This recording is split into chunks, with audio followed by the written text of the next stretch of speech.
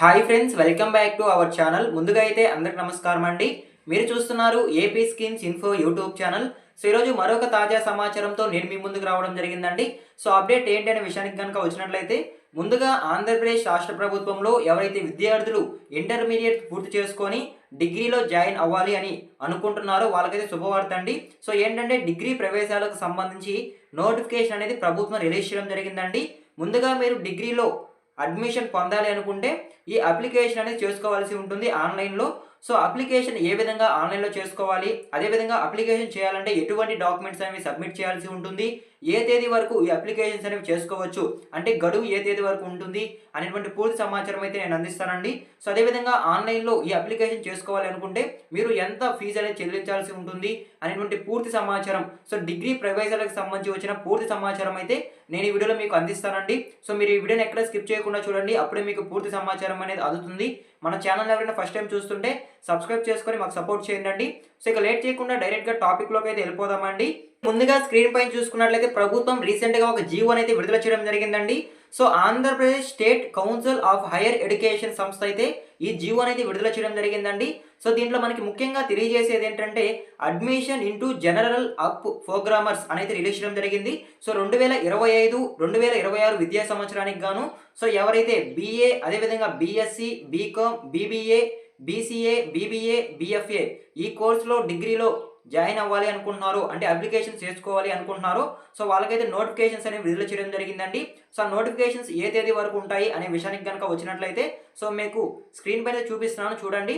So ప్రభుత్వం జీవోలో విడుదల చేసిన ప్రకారం ఈ డేట్స్లో అయితే మీరు మీ సేవా కేంద్రాల ద్వారా అయితే మీరు అప్లై అనేది చేసుకోవచ్చండి. సో అప్లికేషన్ అనేది చేసుకోవచ్చు. సో ముందుగా చూసుకున్నట్లయితే రిజిస్టర్ ఆఫ్ క్యాండిడేట్, సో ఎవరైతే రిజిస్టర్ క్యాండిడేట్ అయి ఉంటారో సో వాళ్ళు 20వ తేదీ ఆగస్ట్ నుంచి 26వ తేదీ ఆగస్ట్ ఈ తేదీ వరకు అయితే ఆన్లైన్‌లో అప్లికేషన్ అనేది చేసుకోవచ్చండి. సో అదేవిధంగా స్పెషల్ కేటగిరీ వెరిఫికేషన్ అనేది 25వ తేదీ ఆగస్ట్ నుంచి 28వ తేదీ ఆగస్ట్ వరకు అయితే మీరు ఆన్లైన్‌లో అప్లికేషన్ అనేది చేసుకోవచ్చు డిగ్రీ ప్రవేశాల కొరకైతే. అదేవిధంగా నెక్స్ట్ చూసుకున్నట్లయితే web option, so web option కింద ఎవరైతే అప్లికేషన్ వేసుకోవాలి అనుకుంటున్నారో డిగ్రీలో జాయిన్ అయ్యేందుకు, సో వాళ్ళు 24వ తేదీ ఆగస్ట్ నుంచి 28వ తేదీ ఆగస్ట్ ఈ మధ్యలో అయితే అప్లికేషన్ అయితే చేసుకోవాల్సి ఉంటుంది. అదేవిధంగా కింద చూసుకున్నట్లయితే change of web options, so అంటే మీరు వెబ్ ఆప్షన్ కింద ఎవరైతే అప్లై చేసుకొని ఉంటారో, అప్లికేషన్ వేసి ఉంటారో, సో ఇవి సో మేమేమైనా తప్పు చేశాము, అప్లికేషన్ చేసేటప్పుడు మేము తప్పుగా అప్లికేషన్ అనేది వేసుకున్నాము అనుకుంటే సో వాళ్ళు చేంజ్ అనేది చేసుకోవచ్చు అండి. సో వాళ్ళు ఏ తేదీన చేంజ్ చేసుకోవచ్చు అంటే 29వ తేదీ ఆగస్ట్ రోజునైతే మీరు చేంజ్ చేసుకోవడానికి ఆప్షన్ అయితే కల్పించడం జరుగుతుంది. సో ఈ విధంగా మీరు అప్లికేషన్స్ అనేవి వేసుకోవచ్చు అండి డిగ్రీ ప్రవేశాలకైతే. అదేవిధంగా నెక్స్ట్ చూసుకున్నట్లయితే మీరు చేంజెస్ చేసుకున్న తర్వాత అలాట్మెంట్ ఆఫ్ సీట్స్, సో మీరు ఎవరైతే సీట్స్ అనేవి అప్లికేషన్ వేసుకొని ఉంటారో సీట్స్ కోసం, డిగ్రీ ప్రవేశాల కోసం, సో వాళ్ళకి సంబంధించి రిజల్ట్ అనేది ఆగస్ట్ 31వ తేదీన అయితే రివీల్ చేయడం జరుగుతుందండి. సో మీరు అప్లికేషన్ చేసుకునేటప్పుడు ఏదైతే మొబైల్ నెంబర్, జీమెయిల్ అనేది ఇచ్చి ఉంటారో ఆ జీమెయిల్‌కి, ఆ మొబైల్ నెంబర్‌కి ఒక మెసేజ్ రూపంలో నోటిఫికేషన్ అనేది రావడం జరుగుతుంది. ఆ నోటిఫికేషన్‌లో మీకు సీట్ అనేది ఎక్కడ అలర్ట్ అయింది, సీట్ వచ్చిందా రాలేదా అని తెలుసుకోవచ్చు. సో ఓకేనా. సో ఈ విధంగా మీరు ఆగస్ట్ 31వ తేదీన అయితే మీ రిజల్ట్ అనేది తెలుసుకోవచ్చు. అదేవిధంగా నెక్స్ట్ చూసుకున్నట్లయితే రిజల్ట్ వచ్చిన తర్వాత సెప్టెంబర్ 1వ తేదీ 2025వ తేదీన మీరు కాలేజ్‌కి ఒకవేళ సీట్ అనేది అలర్ట్ అయి ఉంటే మీరు కాలేజ్‌లో అనేది చేరవచ్చండి డిగ్రీ కాలేజ్‌లో అయితే. సో ఓకేనా. సో మీరు అప్లై చేసుకోవాలి అనుకుంటే కొంత ఫీజు అనేది చెల్లించాల్సి ఉంటుందండి. కేటగిరీల వారీగా అయితే ఫీజు అమౌంట్ అనేది ప్రభుత్వం విధించడం జరిగింది.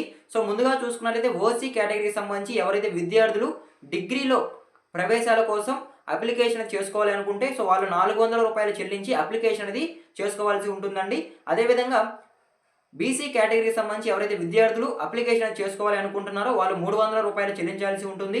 అదేవిధంగా నెక్స్ట్ చూసుకున్నట్లయితే ఎస్సీ, ఎస్టీ కేటగిరీకి సంబంధించి విద్యార్థులు డిగ్రీలో జాయిన్ అవ్వడానికి అప్లికేషన్ కనుక చేసుకోవాలి అనుకుంటే ఖచ్చితంగా రూ. 200 ఫీజు అనేది చెల్లించాల్సి ఉంటుందని అయితే ప్రభుత్వం జీవోలు అయితే తెలియజేయడం జరిగిందండి.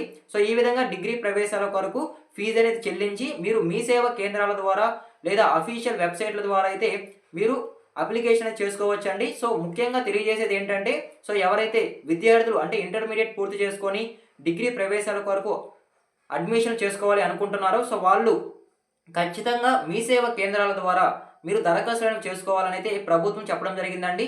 సో ఏంటంటే మనం ఆన్లైన్‌లో మన మొబైల్‌లో చేసుకునేటప్పుడు పేమెంట్ ఇష్యూ అనేది రావడం జరుగుతుంది. సో మీరు పేమెంట్ పే చేసిన తర్వాత ఆ పేమెంట్ అనేది పడకుండా అండర్ ప్రాసెసింగ్ అనేది రావడం జరుగుతుంది. సో అప్పుడు ఇబ్బంది పడే అవకాశం అయితే ఉంటుందండి. సో మీరు డైరెక్ట్గా సేవా కేంద్రాలకు వెళ్ళి అక్కడ కనుక అడ్మిషన్ అప్లికేషన్ కనుక చేసుకున్నట్లయితే ఖచ్చితంగా మీకు అక్కడ ఆటోమేటిక్గా అయిపోతుంది అనేది చెప్పడం జరుగుతుంది. అక్కడైతే సింపుల్గా అయితే ఉంటుందని అయితే ప్రభుత్వం చెప్పడం జరుగుతుందండి. కాబట్టి మీరు వెంటనే డిగ్రీ అప్లికేషన్స్ కొరకు ఈ విధంగా అప్లికేషన్స్ అనేవి చేసుకోనండి. సో ఈ విధంగా అప్లికేషన్ చేసుకుంటే మీకు రిజల్ట్ అనేది రావడం జరుగుతుంది. సో ఓకేనా, మీకు క్లారిటీగా అయితే అర్థమైంది అనుకుంటున్నానండి. అదే విధంగా మీకు స్టార్టింగ్లో చెప్పడం మర్చిపోయానండి. సో ఏంటంటే ఎవరైతే అప్లికేషన్ చేసుకోవాలి అనుకుంటున్నారో డిగ్రీ అడ్మిషన్స్ కొరకు, సో వాళ్ళు అడ్మిషన్ చేసే సమయంలో కొన్ని డాక్యుమెంట్స్ అనేవి సబ్మిట్ చేయాల్సి ఉంటుందండి. సో అది ఏమేమి డాక్యుమెంట్స్ సబ్మిట్ చేయాలి అనే విషయానికి కనుక వచ్చినట్లయితే, సో ఎవరైతే విద్యార్థి ఇంటర్మీడియట్ పూర్తి చేసుకొని ఉంటారో, సో ఆ ఇంటర్మీడియట్ పూర్తి చేసుకున్నటువంటి టీసీ అనేది ఇవ్వాల్సి ఉంటుంది.